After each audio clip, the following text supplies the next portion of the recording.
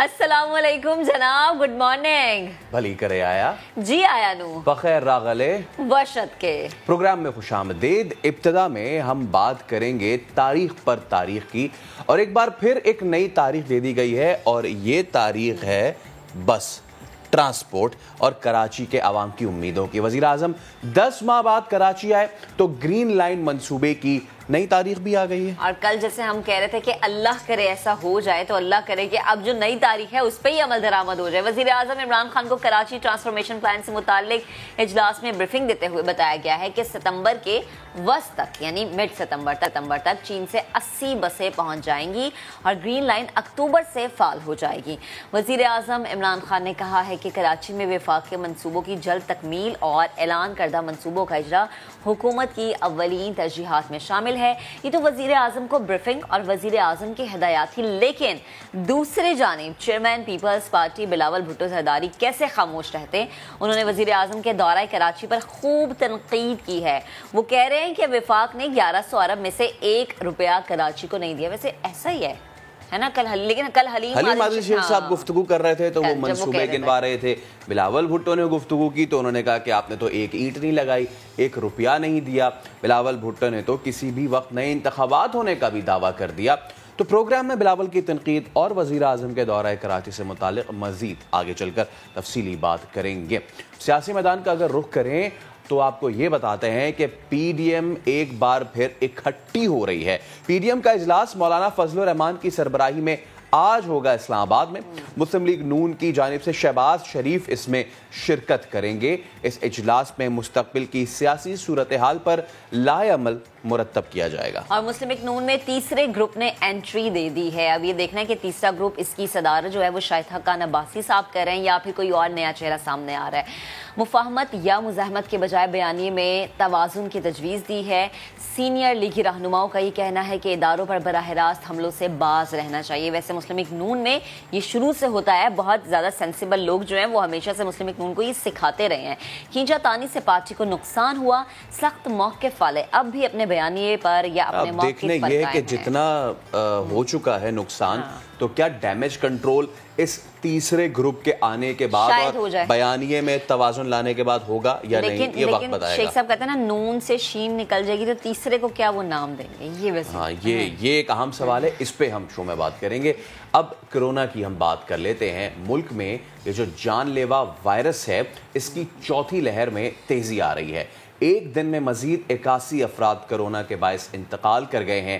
مجموعی اموات 24,000 سے زائد ہو گئی ہیں. 4,856 نئے کیسز رپورٹ ہوئے ہیں. اور اگر ملک بھر میں ہم مثبت کیسز کی شرح کی بات کریں تو 7.5% رہی ہے. این سی او سی نے محرم الحرام میں مجالس اور جلوس میں کرونا ایس او پیز پر عمل درآمد یقینی بنانے کی ہدایات کر دی ہیں. اور اللہ کرے جہاں جہاں جلوس یا مجالس بپا ہو رہی ہے وہاں پر کرونا ایس او پیز کو یقینی بنایا جائے, کیونکہ اگر نہیں بنایا جائے گا تو جیسے مختلف حلقے کہہ رہے ہیں کہ اس کے بعد یعنی محرم کے بعد جو یہ وبا ہے یہ بہت برے طریقے سے لپیٹ میں لے سکتی ہے شہروں کو. تو اللہ کرے کہ ایسا پاکستان کو وقت نہ دیکھنا پڑے. آگے بڑھتے ہیں جناب. وزارت بحری امور نے کراچی سی ویو پر پھنسے جہاز کو اپنی تحویل میں لے لیا ہے اور ہینگ ٹانگ 77 کے کپتان کو تحریری طور پر یہ آگاہ کر دیا گیا ہے. لکھا گیا ہے کہ جہاز سمندری سفر کے لیے اب موزوں نہیں رہا ہے. وفاقی وزیر علی زیدی نے ٹویٹر پر لکھا ہے کہ جہاز کے ڈھانچے اور نیویگیشن آلات میں خرابی کافی زیادہ پیدا ہو گئی. اچھا ویسے جب یہ جہاز یہاں پر پھنسا تھا نا تو میں کہہ رہی تھی کہ شکر ہے کہ یہاں پر لوگوں نے جا کے سیلفیاں نہیں لینا شروع کر دی. نہیں وہ بھی ہو گیا. اور اب دیکھیے آپ نے سیلفی اگر نہیں, میں نے نہیں لی, بالکل بھی نہیں لی. تو یہ جو جہاز ہے اب اس کو اب کیا ہوگا اس کا فیصلہ, یہ تو آگے دیکھا جائے گا. تو شاہ محمود قریشی صاحب کو سب سے پہلے ہم آج شو میں مدعو کریں گے کیونکہ معاملہ ہے بہت اہم, سب سے اہم ہے, اور وہ بات ہے پاک افغان صورتحال کی. افغانستان میں جو صورتحال بنتی جا رہی ہے وہ بڑی ہی تشویشناک ہے. چیلنج رہی ہے ہمیشہ سے پاکستان کے لیے یہ پالیسیز. پاکستان ہر ممکن کوشش کر رہا ہے کہ خطے میں امن برقرار رہے. افغانستان میں بھی قیام امن کے لیے پاکستانی کوششوں کی دنیا معترف ہے. تو تمام سٹیک ہولڈرز کو مذاکرات کی میز پر لانا بھی پاکستانی پالیسیز کے باعث ہی ممکن ہوا ہے. تو وزیر خارجہ شاہ صاحب ہمارے ساتھ خود موجود ہیں. شاہ محمود قریشی صاحب بہت شکریہ نیا دن کے وقت دینے کے لیے. ہمیں بتائیے گا کہ پاکستان جو ہے وہ ایک فیسیلیٹیٹر کے طور پہ ہے, گارنٹر نہیں ہے. اب اس حوالے سے ہماری آگے کیا پالیسیز ہیں ایک ایسے وقت میں کہ جیسے میں اشرف غنی غیر ذمہ دارانہ رویہ اپنائے ہوئے ہیں، بیانات اور الزامات دے رہے ہیں، امن کے لیے بڑا خطرہ ہے یہ الزامات؟ دیکھیے، ان کے الزامات بھی جاری ہیں، ان کی تہمتیں بھی جاری ہیں، اور ہمارا رویہ اس کے باوجود مثبت ہے۔ اس لیے ہے کہ ہم افغانستان کی بہتری چاہتے ہیں۔ ایک چھوٹا سا طبقہ تو ہو سکتا ہے جو اپنے مفادات کو ترجیح دیتا ہو، لیکن ہماری رائے میں افغان عوام بالعموم امن چاہتے ہیں، استحکام چاہتے ہیں۔ آج بھی پاکستان کا وفد اس وقت بھی دوحہ میں اس مذاکراتی عمل میں اپنا حصہ ڈال رہا ہے، اور اس گفتگو میں جو وہاں آج ہونی ہے اس میں ہم شامل ہیں۔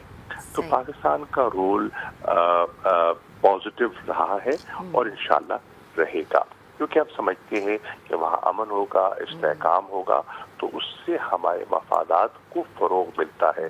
جو ریجنل کنیکٹیوٹی ہم چاہتے ہیں وہ تبھی ممکن ہے جب وہاں امن ہوگا۔ اب بدقسمتی سے بہت سی جو وہاں کی اندرونی چیلنجز ہیں، مشکلات ہیں، ناکامیاں ہیں، اس کا ملبہ پاکستان پہ ڈالنے کی مسلسل کوشش کی جا رہی ہے، جو حقیقت کے برعکس ہے۔ اور دیکھیے، تہمتیں تو لگتی رہتی ہیں، لیکن آج دنیا جانتی ہے کہ پاکستان کا رول کیا ہے۔ دنیا نے اس کو ایکنالج کیا ہے کہ ہم نے جو فیسیلیٹیٹر کا رول پلے کیا ہے، چاہے دوحہ کا پروسیس تھا، چاہے آپ کا ٹروئکا پلس کی میٹنگز ہیں، یا ہارٹ آف ایشیا کا استنبول پروسیس ہے، تو پاکستان کا کردار، پاکستان کی سوچ، پاکستان کی کنٹریبیوشن کسی سے ڈھکی چھپی نہیں ہے۔ ٹھیک۔ اور شاہ صاحب، ہم جب بھی بات کرتے ہیں افغان امن عمل کی، میرے نزدیک تو یہ زیادہ کریڈٹ آپ کو جاتا ہے، کیونکہ جتنی کوششیں آپ نے کی ٹیبل ٹاک پر لانے کے لیے وہ شاید کوئی اور کر نہیں سکتا تھا۔ اور آج بھی ماشاءاللہ جس طرح بات کریں کہ ایٹ لیسٹ انہیں اعتراف کرنا چاہیے جو ہم نے اچھا کام کیا، پناہ گزینوں کو جگہ دی، لیکن آج بھی اس چیز پہ کوئی بات نہیں ہوتی، الزام تراشی ہوتی ہے۔ افغان سرزمین پاکستان میں دہشت گردی کے لیے استعمال ہوئی ہے، اس کے ثبوت بھی موجود ہے، ریکارڈ پہ بھی ہے یہ چیز، لیکن اس کے باوجود اس پہ بات نہیں ہوتی، پاکستان پہ الزام تراشی ہوتی ہے۔ اب اس موجودہ وقت میں وقت کی نزاکت کو دیکھتے ہوئے پاکستان عملی طور پہ کیا سٹیپ لے سکتا ہے؟ دیکھیے، پہلی بات تو یہ ہے کہ یہ جو الزام تراشی کون کر رہا ہے، کیوں کر رہا ہے، اور کس کی ایما پہ کر رہا ہے، یہ سوچنے کی بات ہے۔ دیکھیے، ایک طبقہ ہے افغانستان کے اندر، اور ایک طبقہ ہے جو افغانستان سے باہر ہے، جو اسپوائلر کا رول ادا کر رہا ہے، اور وہ نہیں چاہتا کہ وہاں امن ہو، وہ نہیں چاہتا وہاں استحکام ہو۔ آج جو انٹرنیشنل کمیونٹی کا جو آبجیکٹو ہے، پاکستان تو اس سے پوری طرح کوآرڈینیٹڈ ہے، ہم تو پوری طرح مکمل طور پر اس کی حمایت کر رہے ہیں۔ تو پاکستان یہ کہہ دینا کہ پاکستان نے کوئی علیحدہ 1.5 اینٹ کی مسجد بنا رکھی ہے، یہ درست نہیں ہے۔ ہم انٹرنیشنل کنسنسس کا حصہ ہیں اور ہماری کوششیں جاری ہیں۔ بدقسمتی سے کچھ قوتیں ہیں ہمارے خطے میں جو اس انٹرنیشنل کنسنسس کے برعکس کام کر رہی ہیں، اور ان پر نگاہ رکھنے کی ضرورت ہے۔ ہماری کوششیں جاری رہیں گی، ہماری انگیجمنٹ جاری رہے گی، اور آپ نے دیکھا، میں نے پہلے عرض کی کہ دوحہ میں ہم آج بھی موجود ہیں، اور جہاں امن کے لیے، استحکام کے لیے ہمیں دعوت دی جائے گی، ہم اپنا رول پلے کریں گے۔ اور ہم نے واضح طور پر کہا ہے کہ ہمارا افغانستان میں کوئی فیوریٹ نہیں ہے، ہم کوئی کسی کو مسلط نہ کر سکتے ہیں، نہ کرنا چاہتے ہیں۔ یہ ہماری سوچ کے برعکس ہے۔ افغانستان کا فیصلہ افغانستان کے لوگوں نے کرنا ہے۔ اب وہ کیسے ہوگا؟ وہ مل بیٹھیں گے، گفت شنید سے ہوں گے۔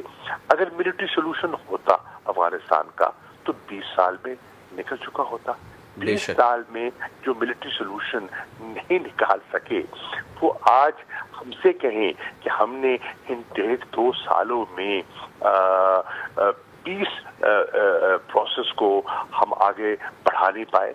तो जितना बड़ा है वो हमारी पुष्टपनाही से ही बड़ा है, और हम उसको, उस जज्बे को जारी रखेंगे। सही। शाह साहब, आपने अपनी गुफ्तगू में ट्रॉयका मीटिंग का जिक्र किया जो दोहा में है, इनिशिएटेड बाय रशिया। इससे पहले कि हम भारत के मनफी किरदार पे बात करें, ये बहुत ज़रूरी है आम आवाम तक और पाकिस्तान के तूलो अर्ज़ तक ये बात पहुंचाना कि पाकिस्तान ना सिर्फ ये कि अपने सरहदों के अंदर तक अमन चाहता है, बल्कि पूरे ख़ित्ते में अमन चाहता है। इसीलिए रशिया के साथ भी वो बातचीत कर रहा है अफ़गानिस्तान के मामले को लेकर। China obviously is a great stake holder. और इसके साथ साथ जब उज़्बेक सदर शफ़क़त मिर्ज़ियोयेव और वज़ीर-ए-आज़म इमरान खान की मुलाकात हुई थी तो उज़्बेकिस्तान भी बड़ा अहम इसमें किरदार उभर के सामने आया था। पाकिस्तान उज़्बेकिस्तान किस तरीके से अफ़गानिस्तान के मामले को स्टेबलाइज़ कर सकते हैं? ट्रॉयका मीटिंग से क्या तवक्कुआत है हमारी? ज़रा इस पर तफसीली गुफ्तगू कीजिएगा। देखिए, मैं अर्ज़ करूँ, अफ़गानिस्तान के जितने हमसाए हैं हम सबसे राब्ते में हैं। चाहे आपने कहा उज़्बेकिस्तान का आपने हवाला दिया, ताजिकिस्तान हो, तुर्कमेनिस्तान हो, ईरान हो, चीन हो, जितने हमसाए हैं हम उनके साथ राब्ते में हैं, हम उनसे मशावरत कर रहे हैं, और हम मिल के एक मरबूत हिकमत अमली बनाना चाहते हैं। क्यों? इसलिए कि हम समझते हैं कि पाकिस्तान, चाहे हम कितने ही नेक नियत क्यों ना हो, हम अपने मकासद हासिल नहीं कर सकते तन्हा। ये एक मुश्तरका काविश है, ये एक मुश्तरका कोशिश है जो दरकार है, और उसके लिए जितने अफगानिस्तान के इमीडिएट नेबर्स हैं उन्हें अपना किरदार अदा करना होगा। तो उनसे हमारी इंगेजमेंट भी है, हमारी कंसल्टेशन भी है, और जो हमारी कंसर्न्स हैं हम एक दूसरे से शेयर करते हैं। अगर वहाँ तशद्दुद में इजाफा हो रहा है तो हमें हरगिज़ वो पसंद नहीं है। हम किसी जबर के हामी नहीं है। हम नहीं चाहेंगे कि कोई बज़ोर बाजू अपने आप को मुसल्लत कर ले। इससे ज़्यादा वाज़ेह मौक़िफ़ हम क्या अख्तियार करें कि ना हम आपके मामलात में मदाखलत करना चाहते हैं, ना हम किसी को मुसल्लत करना चाहते हैं, ना कोई हमारा फेवरेट है। ये आपका मुल्क है, आपने फैसला करना है। हमें बताइए हम क्या मुस्बत किरदार अदा कर सकते हैं। तो एक अच्छे हमसाये का जो रोल है वो हम अदा करने के लिए तैयार थे और तैयार हैं। ठीक। शाह साहब, एक और चीज़ पे ज़रा नज़रसानी फरमाएगा। मौजूदा हालात में बाब दोस्ती का खुल जाना, आमदोरफ्त शुरू हो जाना, खुदा न खास्ता कोई सिक्योरिटी रिस्क तो पैदा नहीं कर सकता? देखिए, आप चैलेंजेस तो हैं। जब हम क्या चाह रहे हैं, हमने सारा बॉर्डर जो फेंस किया है वो क्यों किया है फेंस? इसलिए फेंस किया है कि हमारी बॉर्डर की जो मूवमेंट है वो रेगुलेटेड हो। हम नहीं चाहते कि नापसंदीदा लोग एक पोरस बॉर्डर से अंदर आए जो पहले आया करते थे। अब हमने उसको मैनेज करने की कोशिश की है, पहले से बेहतर मैनेज करने की कोशिश की है, और आपने देखा कि उससे बहुत बेहतरी भी आई है। इसमें कोई शक नहीं, उसमें बेहतरी भी आई है। हम चाहते हैं कि जो आए जाए एक बाकायदा एक तरीकाकार है। हर महज़ब दुनिया में ये तरीकाकार है।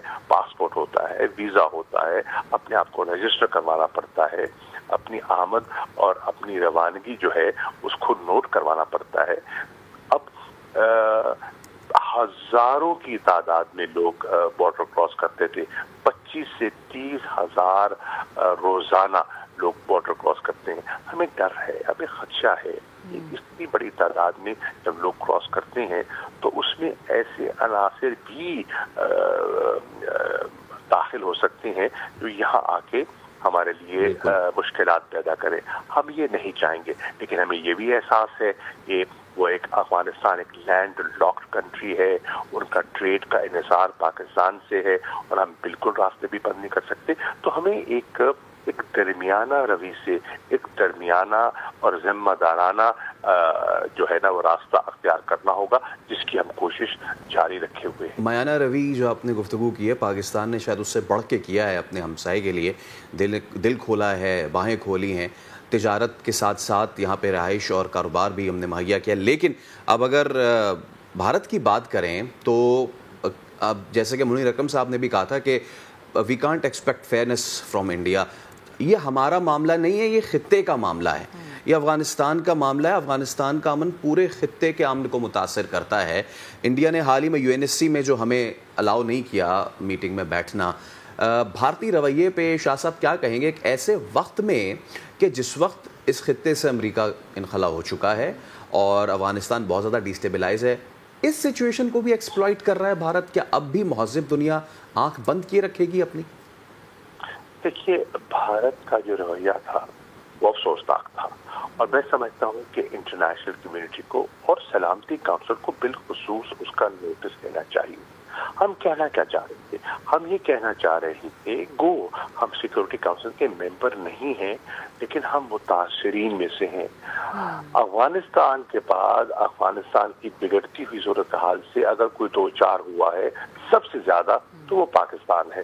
سب سے زیادہ قیمت ادا کی ہے تو پاکستان نے کی ہے. اگر خدا نہ خواستہ افغانستان کے حالات بگڑتے ہیں تو اس کے اثرات, امیجیٹ اثرات جو ہیں, بالفور اثرات جو ہیں, وہ پاکستان پر نمودار ہوں گے. چنانچہ ہمارا ایک نقطہ نظر ہے, اور وہ ہم نقطہ نظر انٹرنیشنل کمیونٹی کے سامنے پیش کرنا چاہتے تھے, اور سب سے معتبر جو فورم ہے وہ سلامتی کونسل کا فورم ہے. اگر پاکستان کو موقع دیا جاتا, وہ جو کلیکٹیو ہمارا انٹرسٹ ہے اس کے فروغ کے لیے, جو بظاہر بھارت اپنے آپ کو اس کا حصے دار بظاہر دکھاتا ہے, لیکن یہ اور بات ہے کہ ہاتھی کے دانت دکھانے کی اور ہوتی ہیں, چبانے کی اور ہوتے ہیں. ان کا رویہ منفی رہا, اور میں سمجھتا ہوں ایسا نہیں ہونا چاہیے تھا.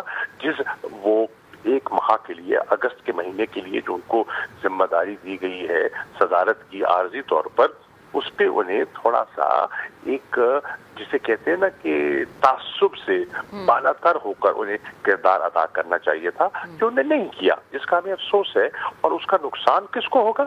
پورے خطے کو ہوگا. ٹھیک, شاہ صاحب آپ کی موجودگی کا فائدہ اٹھاتے ہوئے ایک لاسٹ اور کوشچن میں آپ سے کرنا چاہوں گی, پلیز ذرا رہنمائی کیجیے گا. برطانیہ اور UAE نے پاکستان پر کرونا کے باعث پابندی عائد کی, جبکہ ہماری پالیسیز تو ایسی ہیں کہ دنیا مختلف ہمیں نظر آئی. کہ اس معاملے پر حکومت پاکستان ان ممالک کی گورنمنٹ سے بات چیت کری کہ اپنی پالیسیز پہ نظر ثانی کرے؟ جی بالکل, ہماری بات جاری ہے. ہمارے ہائی کمشنر نے کل بھی وہاں رابطہ کیا ہے. ہماری NCOC کے نمائندگان نے, ڈاکٹر فیصل صاحب نے, اسد عمر صاحب نے, سارے فیکٹس فگرز جو ایک ورچوئل انگیجمنٹ ہوئی ہے جس میں برطانیہ کی ممبران پارلیمنٹ بھی شامل تھے, ہم نے اعداد و شمار ان کے سامنے رکھے ہیں, پازیٹیوٹی رکھی ہے. ہم نے یہاں جو اموات ہوئی ہیں ہم نے وہ رکھی ہیں. ہم نے جو اپنا ویکسینیشن کا جو ہمارا پلان ہے, پروگرام ہے, ہم نے وہ ان سے شیئر کیا ہے, اور بتایا ہے کہ ہندوستان کے برعکس پاکستان میں اللہ کا فضل رہا ہے, اللہ کا کرم رہا ہے. ہمارے ہاں وہ بھیانک صورتحال سے ہم دو چار نہیں ہوئے جو جس سے ہندوستان گزرا ہے. چنانچہ اس مسئلے کو اور ان فیصلوں کو سائنٹیفک بنیادوں پر ہونا چاہیے, نہ کہ سیاسی مصلحتوں کے تحت ہونا چاہیے. مجھے امید ہے کہ ہم نے جو ڈیٹا ان کو دیا ہے, جو ہم نے ان سے انگیجمنٹ کی ہے, ہمیں اشارے مل رہے ہیں کہ اگلی نشست میں اس پر وہ نظر ثانی کا ارادہ رکھتے ہیں انشاءاللہ. اور شاہ صاحب, ہم نے دیکھا کہ کچھ عرصے پہلے فارن منسٹرز پورٹل کا آغاز کیا گیا تھا. پلیز ذرا بتائے گا کہ بیرون ملک رہائش پذیر پاکستانیوں کو اس پورٹل کے ذریعے کیا سہولیات مل سکتی ہیں؟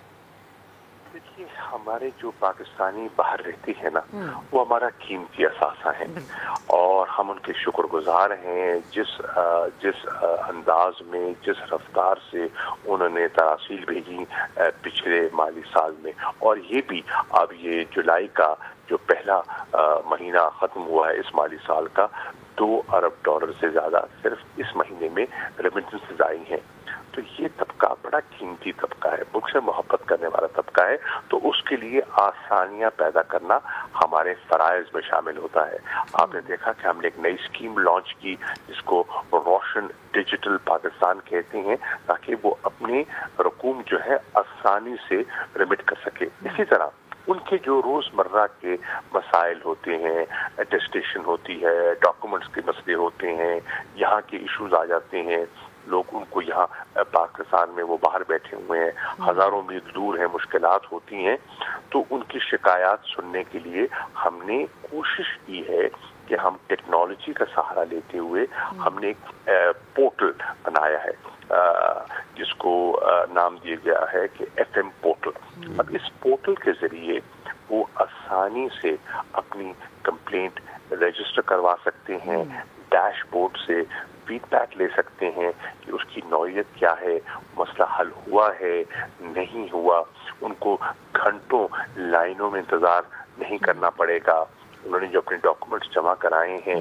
वो पर वक्त मिलने शुरू हो जाएंगे, और उनकी कोई जायज शिकायत है तो वो भी हमारे सामने आएंगी और हम अंदाजा लगा सकेंगे अपने इस पोर्टल के जरिए कि पैटर्न क्या है, लोगों को दिक्कत क्या है और उसका हल कैसे निकल सकता है। तो हमने आजमाइशी तौर पर 5 जो हमारी बड़ी जो मिशंस हैं जहाँ तादाद ज्यादा है, हमने इसको राइज कर दिया ताकि इसको राइज करने से इसके कुछ टीथिंग प्रॉब्लम्स हैं क्योंकि नई टेक्नोलॉजी है उसको हम दूर कर लें। वो हमने काफी सारे ग्लिचेस अल्लाह के फजलो करम से निकाल दिए और अब हमने ट्रेनिंग शुरू कर दी है और मिशंस की जो दूसरे मरले में हम इस फैसिलिटी को एक्सटेंड कर रहे हैं ताकि जो काउंसलर मैटर्स हैं उनमें हमारे ओवरसीज पाकिस्तानियों को आसानी पैदा हो। वो ट्रेनिंग के 2 सेशन मुकम्मल हो गए हैं और हम बतदरीज इसको आगे बढ़ाते चले जाएंगे ता वक्त के सब मिशंस में हम फैल जाएं। ठीक है शाह साहब, बेहद शुक्रिया, गुफ्तगू कर रहे थे प्रोग्राम के लिए, आपने वक्त निकाला, आपका बेहद शुक्रिया। शाह महमूद कुरैशी साहब हमारे साथ मौजूद थे और हम जॉब पॉलिसी और इसके साथ साथ अफगान अमन अमल का जो मामला बड़ा अहम है उस पर उन्होंने गुफ्तगू की। आगे बढ़ते हैं और अमन की आपने बात की, अब आगे ऐसे ही बात करते हैं कि जिन्होंने अमन और इस्लाह अंदरून का दर्स दिया, लोका दे ऐब लबदा फरीदा कदी अपने अंदर भी वेख्या कर। बुजुर्ग हस्ती हज़रत बाबा फरीदुद्दीन मसूद गंज शकर रहमतुल्लाह अलैह की हम बात कर रहे हैं। इनका 779वां उर्स जारी है। मुल्क भर से ज़ायरीन हाज़री के लिए पाकपतन पहुँच रहे हैं। मोहम्मद अमजद की रिपोर्ट आपको दिखाते हैं। हजरत बाबा फरीदुद्दीन मसूद गंशकर रहमतुल्लाह अलैह का उर्स, मुल्क भर से अकीदतमंदों की जौक दर जौक मज़ार पर हाजिरी जारी है। शहर फरीद पहुँचने वाले अकीदतमंदों का कहना है कि यहाँ जो दिल से मांगो मिलता है। ये पैसों का काम नहीं है कि कौन जाता है या कौन नहीं जाता है, ये खुद बुलाते हैं तुम आता है। इधर सलामी के लिए लोग आते हैं और उसका दिल का कोई मन है वो भी पूरा होता है। उर्स की सबसे बड़ी रस्म बहश्ती दरवाजा खोलने की है, जिसे 14 अगस्त की शब अकीदतमंदों के लिए खोला जाएगा। मोहम्मद अमजद खान, समा, पाकपतन। चले जनाब आगे बढ़ते हैं और एक ब्रेक लेते हैं। ब्रेक के बाद दोबारा हाजिर होंगे, आप हमारे साथ रहिए।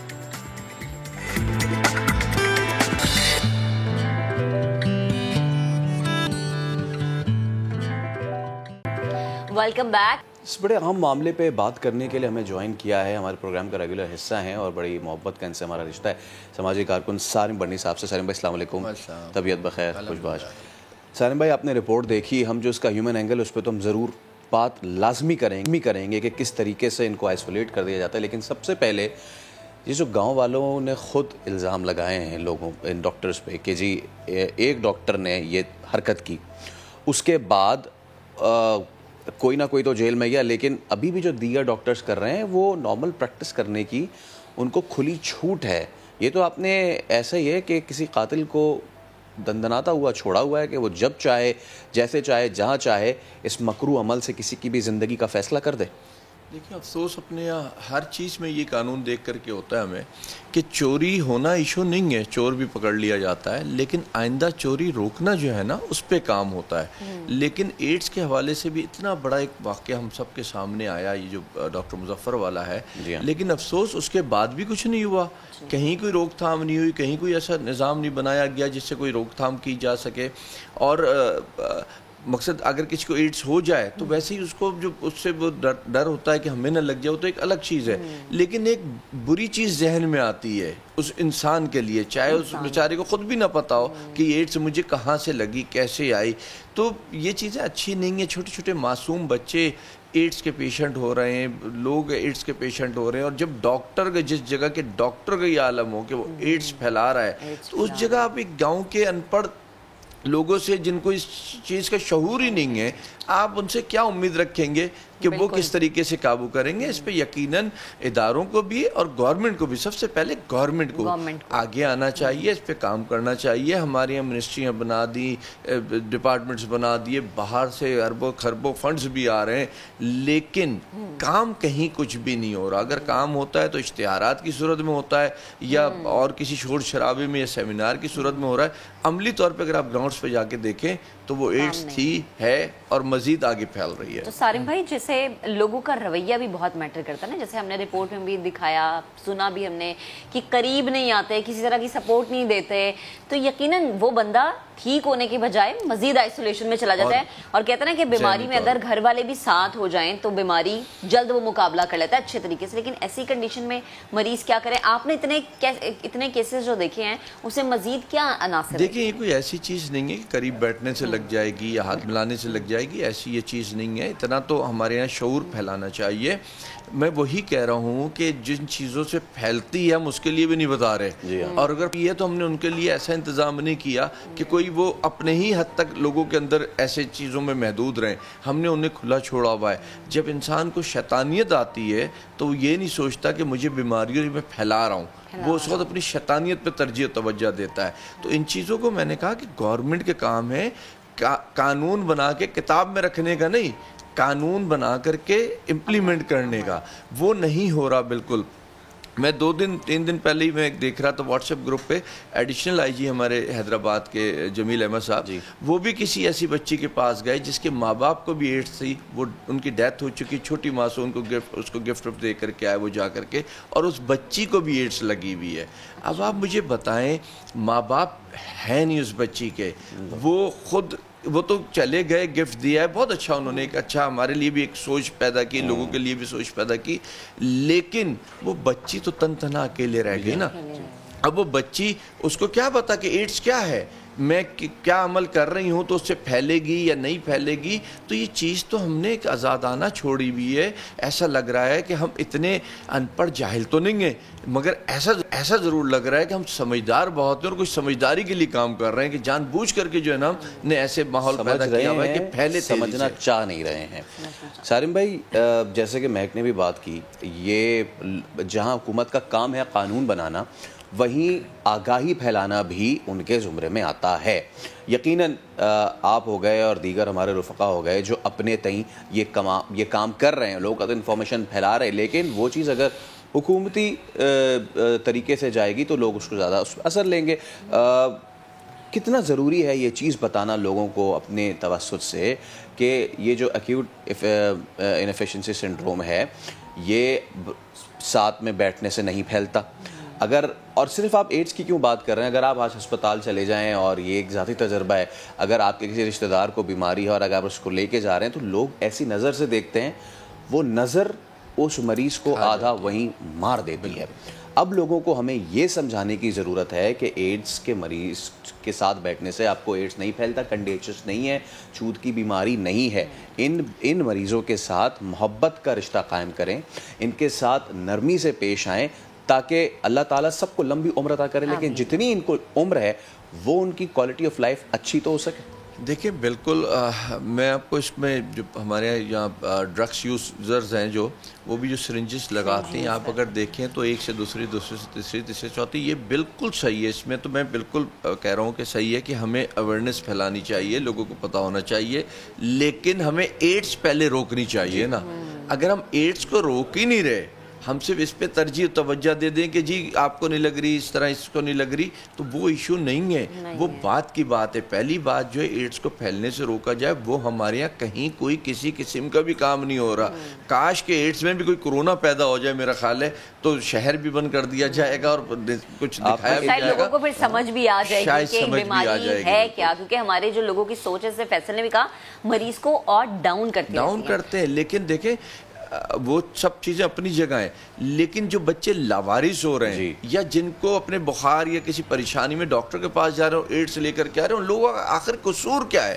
ان کو جرمانہ کون دے گا؟ ان کو یعنی قصاص دیت کون دے گا ان کو؟ یہ ایک نظام ہونا چاہیے. اتنا ٹریول کیا اکراس دی پاکستان، کتنے ایسے کیسز آپ نے دیکھے ہیں اور آپ نے سندھ میں، پنجاب میں، کے پی بلوچستان، یہاں پہ کیا صورتحال دیکھی اس حوالے سے؟ دیکھیں سچ اگر پوچھیں تو ہمارے جو سب سے برا حال ہے، بڑی معذرت کے ساتھ میں خود سندھ کا ہوں لیکن وہ سندھ کا ہے، اگر صوبوں کے حساب سے آپ پوچھیں اس کے بعد بلوچستان ہے، پھر کے پی کی، اور سب سے اچھا پنجاب ہے. اور میں کراچی گئی ہوں، سندھ گئی ہوں، پنجاب کو اچھا اس لیے نہیں کہہ رہا کہ میں شاید لوگ ہمارے ایسے سوچتے ہیں، لیکن سچ اور حق کی بات یہی ہے. اور ہم دیکھیں اتنا بڑا واقعہ اب تک کہیں سامنے نہیں آیا جو لاڑکانہ کا واقعہ ڈاکٹر مظفر والا سامنے آیا، لیکن کوئی نہ اس پہ قانون بنا، نہ کوئی نظام ہوا، نہ یہ دیکھا گیا اچھا جی یہ تو کر رہے تھے اور کہاں کہاں یہ ہو رہا ہے اس کی روک تھام کرے. بلکہ جو ٹی وی چینلز کے وہ جو ہوسٹ ہوتے ہیں جو چھاپے مار اس میں جا رہے ہوتے ہیں وہ نکال کر کے لا رہے ہوتے ہیں. مجھے حیرت ہوتی ہے کہ ایک ٹی وی اینکر کو یا پروڈیوسر کو تو پتہ ہوتا ہے، لیکن جو سسٹم والے لوگ ہیں ان کو ان چیزوں کا نہیں پتہ.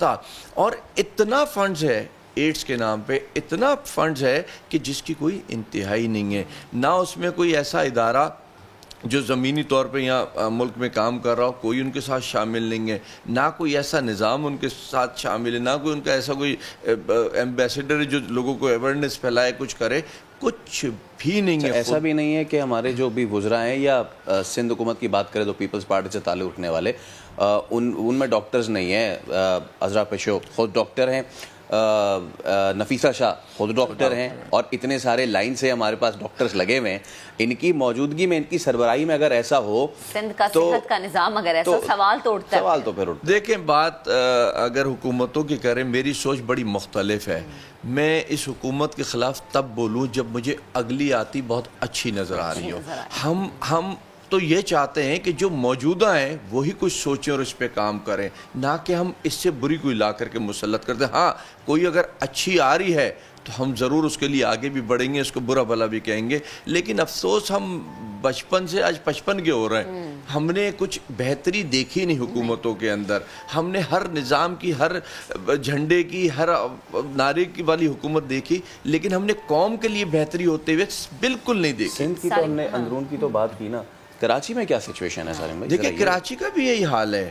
ہمارے یہاں مسئلہ کیا ہے، نہ کوئی ٹیسٹ کرانے جاتا ہے، نہ کسی کو پتہ ہوتا ہے. سر میں درد ہوتا ہے تو کوئی اپنے طور پہ گولی کھا لیتے ہیں یا کوئی دیسی علاج کر لیتے ہیں، ٹوٹکے کر لیتے ہیں، یا کچھ اور پرابلم ہے تو ہمارے یہاں تو پتہ ہی نہیں ہے. اور پتہ ہے بھی، اگر کسی شخص کو شک ہے کہ مجھے کوئی ایسی پرابلم ہو رہی ہے، اب وہ کیا کرے؟ کہاں بلڈ ٹیسٹ کروائے جا کر کے؟ کیا اس کی اتنی گنجائش ہے کہ وہ جا کے اپنے ٹیسٹ کروائے؟ آپ 2-4 ٹیسٹ کروا لیں بلڈ کے تو 16,000-17,000 روپے تو ایسے بل تھما دیتے وہ کھڑے کھڑے. تو کہاں انسان جائے گا پھر؟ یہ تو شہروں کی صورتحال تھی. اس رپورٹ میں ہم نے یہ دکھایا کہ وہ جو باپ ہے وہ کہہ رہا ہے کہ میری بچی کو جب میں لے کر گیا وہاں ڈاکٹرز نے اس کو چھونے سے منع کر دیا. اس کے وارڈ کے باہر یہ لکھ کے لگا دیا کہ شی از HIV پیشنٹ، کوئی اس کے قریب نہ جائے. کون سا ڈاکٹر جس کو یہی علم نہیں ہے کہ یہ ایسی بیماری نہیں ہے یا اس کو میں ٹریٹ نہیں کر سکتا؟ ایسے ہی تو ڈاکٹر ہیں جن کی ایسے پھیل رہا ہے. پھر ان کے خلاف کارروائی کیوں نہیں ہوتی؟ کچھ بھی نہیں ہوتا. وجہ یہی ہے کہ ہمارے یہاں کوئی نظام ہی نہیں ہے. ہمارے یہاں بس اپنی ایک سیٹ کو بچانا ہے. ہماری جو ٹوٹل کوشش ہے ہمارے حکمرانوں کی اپنی سیٹ کو بچانا ہے. کوئی یہ نہیں سوچتا کہ حق اور سچ کی بات کہنی ہے اور انسانیت کے لیے کچھ کرنا ہے. وہ صرف یہ سوچتے ہیں کہ ہم اپنی سیٹ کو اور کتنا آگے کھینچ سکتے ہیں. اس پہ کام ہو رہا ہے تو جب اس پہ کام ہوگا تو عوام کا میں سمجھتا ہوں کہ یہی حال ہوگا، اس میں کچھ مختلف نہیں. سارم بھائی، جیسے فیصل نے بھی کی بات کہ آپ مختلف علاقوں میں گئے، مختلف جگہوں کا آپ نے معائنہ کیا، دیکھا آپ نے یہ چیز اس وقت جب آپ نے پہلے کہیں 3-4 سالوں میں دیکھا اور اب کیا یہ چیزیں تھوڑی بہتر ہوتی ہوئی یا مزید بگڑتی ہوئی ہمیں نظر آئی؟ تو پھر آنے والے وقت میں تو بگاڑ اور پیدا ہوگا. دیکھیں ایک شخص ہے لاڑکانہ میں، احمر اکبر پھول ایسے کر کے اس کا کچھ نام ہے، احمر اکبر پھول. میں اسے ذاتی طور پر نہیں جانتا، بات اکثر ہوتی ہے اس سے. وہ اتنی آواز اٹھا رہا ہے اس کے اوپر لاڑکانہ کے اندر، دیگر چیزوں کے اندر، یعنی جو کچھ وہاں کا نظام ہوتا ہے اکثر وہ سوشل میڈیا پہ کام کر رہا ہوتا ہے، دکھا رہا ہوتا ہے. میں یہی کہہ رہا ہوں کہ جب ایک عام سے آدمی کو, ایک اتنی دور بیٹھے چینل کے پروڈیوسر کو, ہوسٹ کو پتہ چلتی ہیں چیزیں, تو جو نظام کے حکمراں ہیں, جو سسٹم ہے, پولیس ہے, ان کا کام ہے, کیوں نہیں پتا؟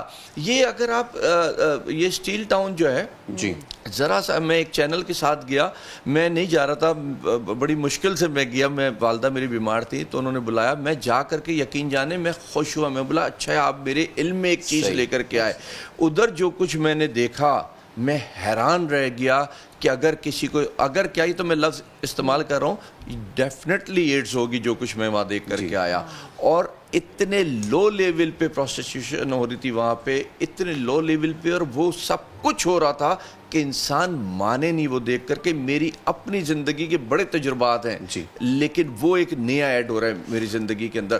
تو جہاں ایسا نظام ہوگا, جس حکمرانوں کے نیچے یہ سب کچھ ہو رہا ہوگا, کیا امید رکھیں گے کہ کل بہتری آئے گی؟ نہیں. اور مزید بگاڑ پیدا ہوگا. اسی طریقے کی سٹوریز جیسے کہ سالم صاحب کہہ رہے ہیں کہ نیوز چینلز تو لے آتے ہیں لیکن جو حکام بال ہیں ان کو نظر نہیں آتی. بہت شکریہ, سالم بنی صاحب موجود تھے. اور ہم ابھی ایک بریک لے رہے ہیں, بریک کے اس پر حاضر ہوں گے تو اس وعدے پہ کی بات کریں گے جو کئی سال سے کراچی والوں کے ساتھ ہو رہا ہے, وفا نہیں ہو رہا. ہمارے ساتھ رہے.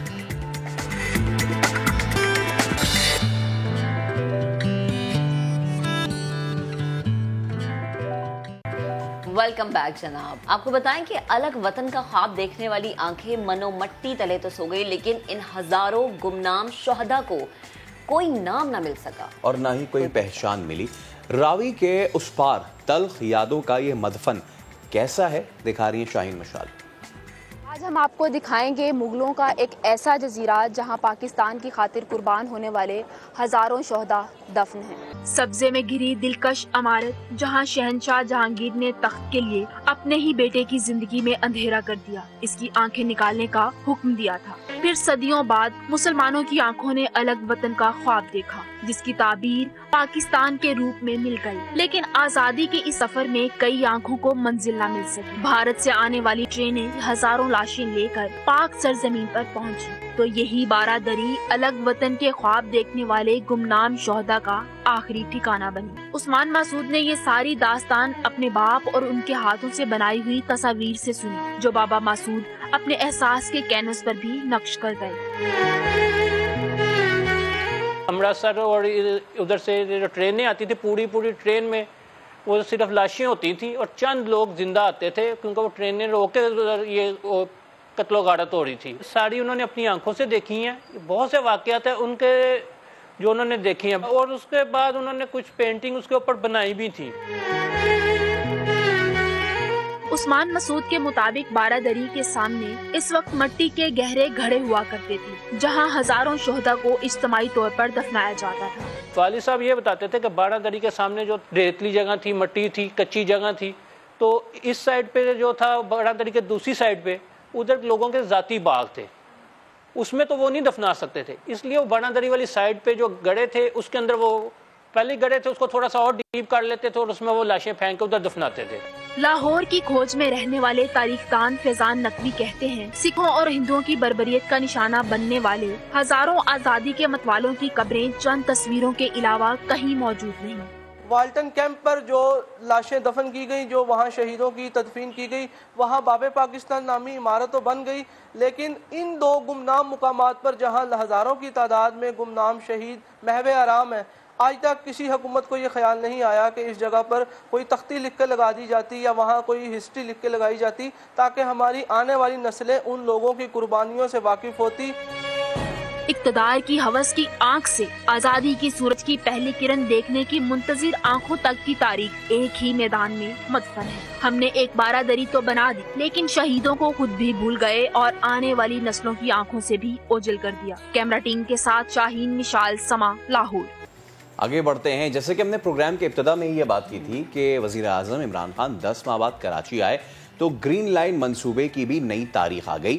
وزیر اعظم عمران خان کو کراچی ٹرانسفارمیشن پلان سے متعلق اجلاس میں بریفنگ دیتے ہوئے بتایا گیا کہ ستمبر کے وسط تک چین سے پہنچیں گی 80 بسز. گرین لائن فعال ہوگی اکتوبر سے. وزیر اعظم عمران خان نے کہا کہ کراچی میں وفاق کے منصوبوں کی جلد تکمیل اور اعلان کردہ منصوبوں کا اجرا حکومت کی اولین ترجیح ہے. بالکل، یہ تو وزیر اعظم کو بریفنگ اور وزیر اعظم کے ہدایات تھی. لیکن جناب دوسری جانب پیپلز پارٹی کیسے خاموش بیٹھتی؟ جب وزیر اعظم آئے تھے سندھ میں تو ملاقات تو کوئی نہیں ہوئی، لیکن بلاول بھٹو زرداری خوب گرجے برسے، خوب تنقید کی وزیر اعظم کے دورہ کراچی پر. انہوں نے کہا کہ وفاق نے 1100 ارب کا جو اعلان کیا تھا اس میں سے 1 روپیہ ابھی تک کراچی کو نہیں ملا. 10 مہینے ہو گئے، کوئی 1 روپیہ نہیں دیا گیا. وزیر اعظم کا دورہ اور بلاول بھٹو زرداری کی تنقید پر مزید بات کرنے کے لیے ہمیں جوائن کیا ہے پی ٹی آئی کے رہنما فردوس شمیم نقوی صاحب نے ہمیں جوائن کر لیا. فردوس صاحب بہت شکریہ آپ کے وقت کا. Good morning. 10 ماہ کے بعد وزیر اعظم آتے ہیں کراچی اور اعلانات کرتے ہیں. ان کا یہ دورہ اعلانات تک محدود ہو جاتا ہے اور بڑی مختصر بڑے مخصوص لوگوں سے ملاقات تک بھی محدود ہوتا ہے. پلیز بتائیے گا. جی، پہلے چیز تو جو آپ نے پہلا کمنٹ کیا تھا کہ بلاول بھٹو زرداری صاحب نے یہ کہا کہ 1100 ارب کا پیکیج عمران خان نے دیا تھا، تو میں ان کی یاد دہانی کے لیے کہہ دوں کہ 1100 ارب روپے کا پیکیج سندھ حکومت اور وفاق نے مل کے دیا تھا. 700 ارب روپے وفاق نے لگانے تھے، 400 ارب روپے جو ہیں وہ حکومت سندھ نے لگانے. آج تک وزیر اعلیٰ صاحب ان 400 ارب کا حساب کتاب نہیں بتاتے کہ وہ کب سے شروع ہوئے، کون سے منصوبے ہیں، کہاں لگ رہے ہیں.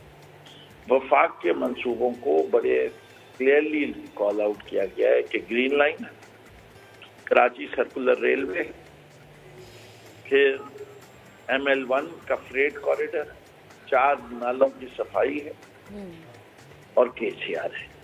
یہ وہ منصوبے ہیں اور K4 جس کا وفاق ذمہ دار ہے.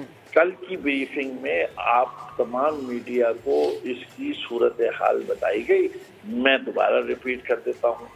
گرین لائن کا منصوبہ، بسیں بورڈ ہو چکی ہیں جہاز کے اوپر 80 بسیں، اور وہ 2 ہفتے میں آ جائیں گی. ڈرائیورز کی ٹریننگ شروع ہو چکی ہے اور اس کی ٹیسٹ رن شروع ہو جائے گی، اور اکتوبر میں یہ منصوبہ یا ستمبر کے آخر میں عوام کے لیے کھول دیا جائے گا کہ وہ اس کو استعمال کریں. K4 کے منصوبے کی صورتحال یہ ہے کہ اس کے اوپر کنسلٹنٹ اپوائنٹ ہو گئے اور سال کے آخر میں باپڈا کی سربراہی میں کانٹریکٹ ایوارڈ ہو جائے گا اور یہ کام کیا جائے گا. کانٹریکٹ موسٹ لائکلی FWO کو ہی جائے گا جو آلریڈی اس منصوبے پہ کام کر رہی تھی، لیکن یہ کام ہونا ہے اور وہ کام سال کے آخر میں شروع ہو جائے گا. کراچی سرکولر ریلوے کے اوپر کنسلٹنسی کا کانٹریکٹ ایوارڈ ہو چکا ہے، فیزیبلٹی بنے گی. اس کے بعد ایک ماڈرن سرکولر ریلوے، ایک اور دوسرا ماس ٹرانزٹ کا منصوبہ شہر میں وفاق سے اپنے ذمہ دیا. جو 4 نالوں کی صفائی ہے ان کے اوپر جتنی پروگریس ہوئی کہ وہ پورا شہر بھی دیکھ رہا ہے کہ وہی 4 نالے ہیں جن پہ کام ہو رہا ہے. گجر نالا، رنگی نالا، محمود آباد نالا اور مدیر اور لیاری والے نالوں کے اوپر کام کرتے وہ بھی وفاق نے اپنی ذمہ لیا ہوا ہے. ٹھیک. تو یہ وہ اور ML1 فریٹ کوریڈور جو کہ 2 پروجیکٹ ریلوے کے پاس ہے، ایک کراچی سرکولر ریلوے اور ایک ML1 فریٹ کوریڈور، جس سے کراچی کی سڑکوں کے اوپر جو ہے پریشر کم ہو جائے گا کنٹینرائز ٹریفک کا، جس سے کہ وہ ایک کنٹینر ان لینڈ کنٹینر ٹرمینل پپری پہ بن رہا ہے. تو یہ وفاق کے منصوبے ہیں اور اس پہ وفاق ہر ماہ اسد عمر صاحب باقاعدگی سے پروگریس رپورٹ دیتے ہیں. فردوس صاحب، آپ نے تمام گفتگو کی 4 اہم چیزیں آپ نے گنوائی. بسز کا تو ہم انتظار بھی کر رہے ہیں، پہلے پیپلز پارٹی کا ہم انتظار کرتے رہے، 11 سال میں 11 بسیں نہیں آئیں. اب 80 بسز کا آپ نے کہا ہے تو ہم اس پہ بھی انتظار کر رہے ہیں. سر یہ انتظار نہیں، بورڈ ہو چکی ہیں، ان کی تصویریں ریلیز ہو چکی ہیں کہ جہاز پہ چڑھا دی گئی ہیں. سر دیکھیں، یہ وعدہ نہیں ہے. قطع کلامی کی معذرت فردوس بھائی، ہم اور آپ جس دن ساتھ بیٹھیں گے اس بس پہ ہم تو اس وقت مانیں گے، اور آپ یہ وعدہ لیں کہ ہم آپ ساتھ بیٹھیں گے اس بس پہ. ڈن ہو گیا؟ ڈن ہو گیا. ٹھیک ہے، اور انشاءاللہ یہ 15 اکتوبر سے پہلے ٹھیک ہے. اچھا، میں شارٹلی آپ سے مختصراً آپ سے یہ جو کراچی سرکولر ریلوے ہے نا، ریلوے، اس حوالے سے میں گفتگو کرنا چاہ رہا تھا. یہ جو KCR کا پورا ٹریک ہے اس پہ چیف جسٹس نے بھی بہت ریمارکس دیے ہیں اور بہت کام بھی ہوا ہے، لیکن ایسی کئی جگہیں ہیں جہاں پہ عملداری نہیں چل رہی، لوگ وہاں پہ رہائش پذیر ہیں. کیا KCR مطلب جس کو کہہ سکتے ہیں عمل درآمد اس پہ ہو بھی سکے گا KCR پہ، یا اس کے لیے ایک نیا ٹریک بچھانا پڑے گا، ایک نیا روٹ لینا پڑے گا؟ جی دیکھیں، روٹ تو نیا نہیں ہوگا. رائٹ آف وے وہ ایگزسٹ کرتی تھی، وہ ریلوے کی ہی زمین تھی، اس کے اوپر ناجائز قبضہ ہوا. وہ والا سلسلہ نہیں ہے کہ جہاں لیز لینڈ ہے. البتہ حکومت پاکستان نے یہ کہا ہوا ہے کہ کسی کو بے گھر نہیں کریں گے جو وہاں رہائشی تھا ایک حدود کے اندر. اس کا سروے کر لیا گیا تھا اور وہ 6,900 خاندان تھے. ان 6,900 خاندان کو متبادل رہائش دینا سندھ حکومت کی ذمہ داری ہے. نہیں ہوگی تو انشاءاللہ نیا پاکستان ہاؤسنگ یا سندھ حکومت ہمیں زمین دے گی، ہم اس جگہ پہ ان لوگوں کو اکوموڈیٹ کریں گے. ٹھیک ہے. فردوس شمیم نقوی صاحب گفتگو کر رہے تھے، بے حد شکریہ. کل وزیر اعظم نے کراچی کا مختصر اگر کہیں تو غلط نہیں ہوگا، اور بڑے محدود لوگوں سے ان کی میٹنگ بھی ہوئی، اور اسی پر ہم نے کامنٹس کے لیے مدعو کیا تھا فردوس شمیم نقوی صاحب کو. آگے بڑھتے ہیں جناب، اب ایک بریک لیتے ہیں، بریک کے بعد دوبارہ حاضر ہوں گے اور گلوں میں رنگ بھریں گے بریک کے بعد.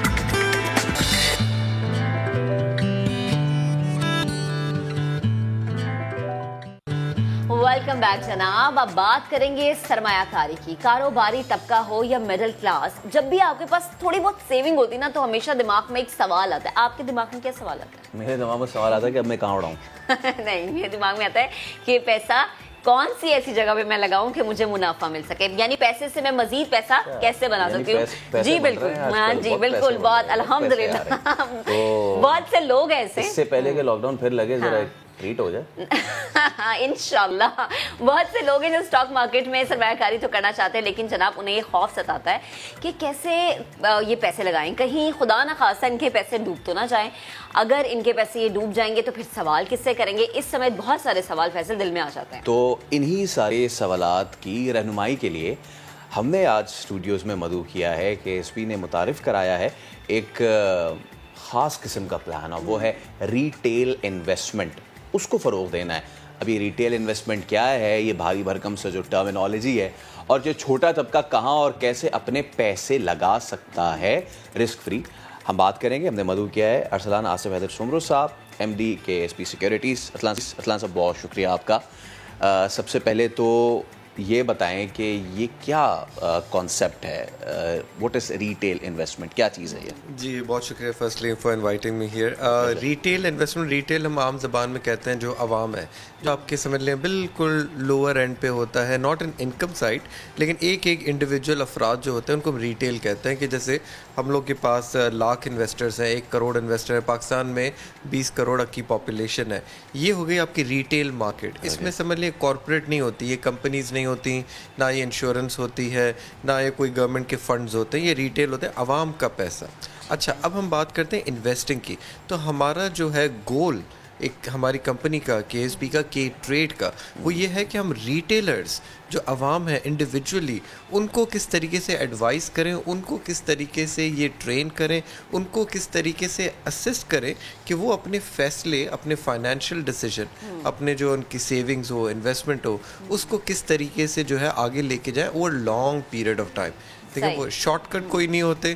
ہمارا کام یہ ہوتا ہے کہ ان کو as an investor, as a well wisher, as a guardian, as a financial planner, ہم ان کو اچھا مشورہ دیں جو ان کے حق میں بہتر ہے over a long period of time. یہ ہمارا مشن ہے، اسی پہ ہم چل پڑے ہیں، اور ابھی چیزیں کافی بہتر ہو گئی ہیں. اللہ کرے آپ اس مشن میں کامیاب بھی. اچھا ارسلان، مجھے بتائیں، جیسے ایک عام سا شخص ہے جیسے میں ہوں، میرے پاس تھوڑے بہت پیسے جمع ہیں اور میں چاہتی ہوں میں سرمایہ کاری کروں. فیصل مسکرا رہے کیونکہ انہیں پتہ ہے میرے پاس کچھ پیسے جمع ہو چکے ہیں، اور وہ تھوڑے بہت نہیں. تو مجھے بتائیں کہ کیسے اور کہاں بلا کسی خوف کے میں پیسے انویسٹ کر سکتی ہوں، کہ بس میرے ذہن میں کوئی خوف نہ ہو کہ میرے پیسے ڈوبیں گے. نہیں، ہاں میں انویسٹ کر رہی ہوں تو میں پیسے سے پیسہ کماؤں گی. دیکھیں اس میں سب سے پہلے تو ملٹیپل آپشن ذہن پہ آتے ہیں لوگوں کے. کچھ لوگ کہتے ہیں کنونشنل جو صدیوں سے چلا آ رہا ہے کہ گولڈ لے لیا, سونا لے لیا. پھر پاکستان کے اندر ایک جو ہے نا بڑا کریز ہے یا بڑا ایک لوکریٹو آپشن ہوتا ہے وہ یہ کہ پراپرٹی کے قسطیں لیتے رہیں آپ انسٹالمنٹ بیس سے, لیکن سب کے پاس اتنے پیسے نہیں ہوتے کہ وہ پراپرٹی کے لیے منتھلی آپ نکال سکیں. تھرڈ جو آپشن آتا ہے آپ بینک میں رکھ دیتے ہیں, بینک میں آپ کو فکس ریٹرن مل جاتا ہے یا گورنمنٹ سیکورٹیز ہوتے ہیں, نیشنل سیونگز اسکیم ہو گئی. ہمارا جو ایونیو ہے جس پہ ہم آج فوکس کرتے ہیں اور ہمیں لگتا ہے لوگوں نے انویسٹرز نے اس کو اگنور کیا, وہ اسٹاک مارکیٹ. تو آپ کے پاس کچھ سیونگ آ گئی, آپ نے کہا کہ میں انویسٹ کرنا چاہتی ہوں. وہ رسک فری سیونگ نہیں ہوتی جیسے ہم پروگرام میں شروع بات کرتے ہیں, رسک ہوتا ہے اور یہ انویسٹر ہر ایک انویسٹمنٹ میں ہوتا ہے. ایبسلیوٹلی. دیکھیں لیکن اس میں کیا ہوتا ہے, گائیڈنس دینا ہمارا کام ہے. میں آپ کو ایگزامپل دوں, آپ نے 3 روپے انویسٹ کیے اور 7 روپے کا لون دیا تو آپ کے پاس ہو گئے ٹوٹل 10 روپے.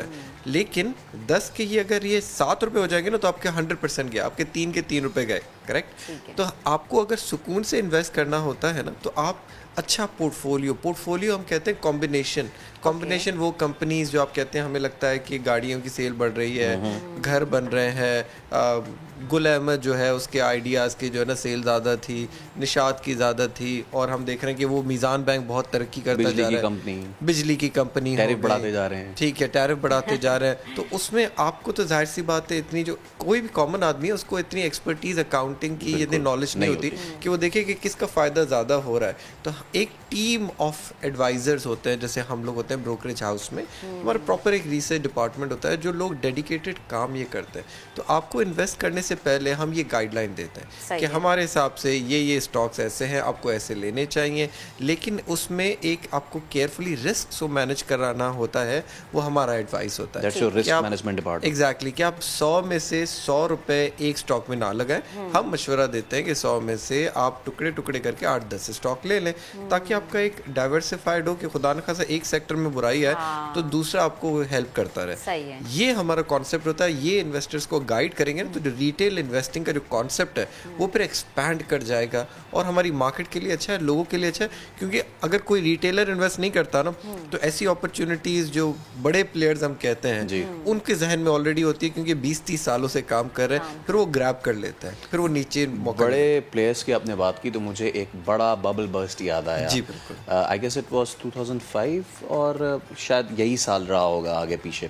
اس میں اسٹاک مارکیٹ جو ہے وہ بہت برا کریش ہوئی تھی, اس کے بعد بڑے لوگوں کی صورتحال خراب ہوئی تھی. تو یہ اب ایک عام آدمی جب کوئی پرائر انفارمیشن لیتا ہے اس کو پتہ چلتا ہے کہ اچھا یہ مارکیٹ ہے اور یہ گر بھی جاتی ہے اور اس سے اتنا نقصان ہو جاتا ہے کہ لوگ جو ہے وہ بیچارے بڑی ان کی بری حالت ہو جاتی ہے.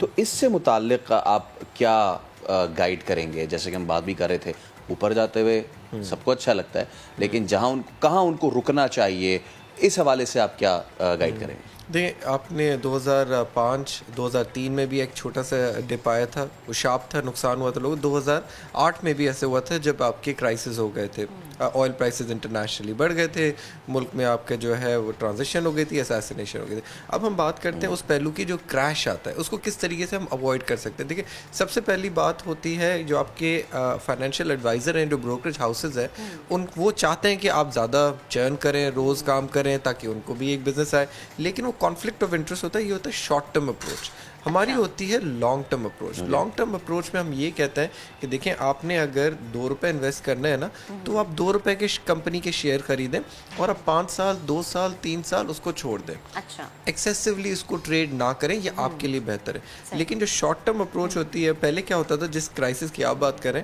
وہ 2 روپے اپنے رکھ کے یا 20,000 روپے رکھ کے وہ 1 لاکھ روپے کا لون لیتے تھے. جی ہاں, جی ہاں, جی ہاں. تو 1,20,000 ہو گئے, پھر آپ کی مارکیٹ 25% بھی گر جاتی تھی تو آپ زیرو کیا مائنس ہو جاتے تھے. تو آپ کا وہ ٹرسٹ جو ہے نا وہ آپ کا ٹوٹ جاتا ہے. میں یہی آپ سے بات کرنے لگی تھی کہ اسٹاک مارکیٹ میں انویسٹمنٹ پہ بہت سے لوگوں کو نا ہوتا ہے بے اعتمادی کہ یہاں پہ تو پیسہ ڈوب جاتا ہے بھیا, ٹرسٹ ہوتا نہیں ہے. تو عوام کا ٹرسٹ اسپیشلی اسٹاک مارکیٹ میں لے کے ڈیولپ کرنے کے لیے کیا کیا جا سکتا ہے؟ اور کے ٹریڈ اس میں حوالے سے کیا کر رہا ہے؟ جی بالکل. اب کے ٹریڈ کا جو ہمارا ایونیو ہے الحمدللہ, ہم نے فورن انویسٹر سے جو ہے پیسے بھی ہمیں ریز ہوئے ہیں, تقریباً $4.5 ملین. Public information. ہمیں ایک ٹاسک ہے, ہمارا ایک مشن ہے, ہمارے اسپانسرز کا ایک مشن ہے, 60 ایئرس کی لیگیسی ہے. ہمارا مشن کیا ہے؟ مشن یہ ہے کہ آپ, میں اور سب لوگ جس روم میں بیٹھے ہیں جو باہر ہیں, ان کو ہم انیبل کریں, ان کو ہم فیسیلیٹیٹ کریں کہ وہ انویسٹ کر سکیں.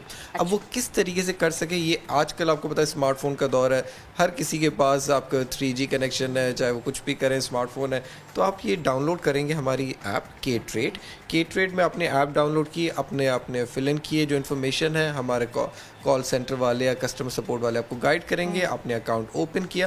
اب ہم آپ کو دیتے ہیں ٹولز. اب یہ ٹولز جو ہیں اس میں سارے آپ کے ڈیجیٹلی کنیکٹڈ ہیں. آپ کو ہمارے اینالسٹ سے بات کرنی ہے, ویڈیوز دیکھنی ہے, کوئی بھی نیوز ڈیلی طرح کی رہنمائی چاہیے, ہر چیز کی آپ کو جو ہے نا وہ ایکسیسیبلٹی آپ کے ہاتھ پہ. اس کو ہم کہتے ہیں ڈیموکریٹائزنگ دی انویسٹمنٹ, کہ 20 کروڑ جو عوام ہے سب کے پاس ہاتھ میں ایک ایونیو آ گیا ہے جس سے وہ اپنی انویسٹمنٹس کو پلان کر سکیں, جس میں وہ سیونگ کر سکیں اور جن میں تھوڑی وہ لرننگ بھی کر سکیں. اس مشن کو اگر ہم لوگ انشاءاللہ سکسیسفل ہوتے ہیں, ایون میں بولوں گا 30% بھی سکسیسفل ہوتے ہیں, ہمارے 10 ملین جو انشاءاللہ ہمارے کلائنٹس کو ہم ٹارگٹ کرنا چاہتے ہیں, اس میں کیا ہوگا کہ مارکیٹ میں جب یہ کریش آتا ہے نا تو ریٹیلر اتنا ہوشیار ہوگا, اتنا عقل مند ہوگا, اتنا ایکوپڈ ہوگا کہ وہ مارکیٹ میں انویسٹ کرنا شروع کر جائے گا, وہ پینک نہیں کرے گا. عموماً مسئلہ یہ ہوتا ہے جو آپ نے اگزامپل دیا, جو عوام ہے نا وہ آتی ہے اخبار میں ٹی وی میں یہ دیکھ کے کہ مارکیٹ اوپر چلی گئی ہے, وہ ایگزیکٹلی وہ, لیکن وہ جب چیز خریدتے ہیں وہ بہت اوپر ہوتا ہے. ایز وی آر اسپیکنگ تو یہ وہ ایپ ہے, اگر ہم اس کو میں کیمرہ مین سے کہوں اپنے کہ اس کو کلوز کر کے دکھا سکیں تو دس از دی ایپ, دا کے ٹریڈ, اور یہ آپ کے موبائل میں بہت ایزیلی اویلیبل ہے, تو آپ جا سکتے ہیں اس پہ. اینڈ ہم دیکھ سکتے ہیں کہ ٹولز کا بھی آپ نے ذکر کیا, سو اٹس, اور یہ چلیں جی فیصل جو انویسٹمنٹ کی طرف چلے گئے, یہ انسٹال کرنا شروع ہو گئی ہے. سو ایٹ دی اینڈ ہم نے ابھی یہ ایپ ہو جائے نا, پھر میں اور آپ پرائیویٹلی ذرا بیٹھ کے اس پہ بات کیسے پیسہ بنائیں گے. تو آپ کا ہم بہت شکریہ ادا کرتے ہیں ارسلان صاحب, یو کیم, اور آپ نے لوگوں کو ایک بہت اچھے طریقے سے نہ صرف یہ کہ سمجھایا کہ جی رسک ہوتا ہے, بٹ کے ٹریڈ اس میں کیا کر رہا ہے اس کو رسک مینجمنٹ کے لیے. تھینک یو سو مچ. اور ہم یہی امید کرتے ہیں کہ جیسے کہ ہم یہ گفتگو بھی کر رہے تھے کہ 3-4 تاریخ ہوتے نا وہ ہماری جو ہے نا نیا ڈول جاتی ہے سیلری کی. بہت ضروری ہے سیونگز کرنا, بہت ضروری ہے بلا خوف کرنا, اور اس کے بعد اس کو انویسٹ اچھی اور پراپر جگہ کرنا. اور اس حوالے سے یہ ایس بی سیکیورٹیز بڑا اچھا کام کر رہی ہے. تھینک یو سو مچ لال صاحب, اور انشاءاللہ آپ سے دوبارہ ملاقات ہوگی. تو آج کے شو سے اتنا ہی, اس امید کے ساتھ کہ انشاءاللہ کل آپ سے پھر ملاقات ہوگی, بہت ساری باتیں ہوں گی, بہت ساری خبریں ہوں گی. اپنا پلیز بہت سا خیال رکھیں, ویکسینیشن ضرور کروائیں, ماسک پہن لیں.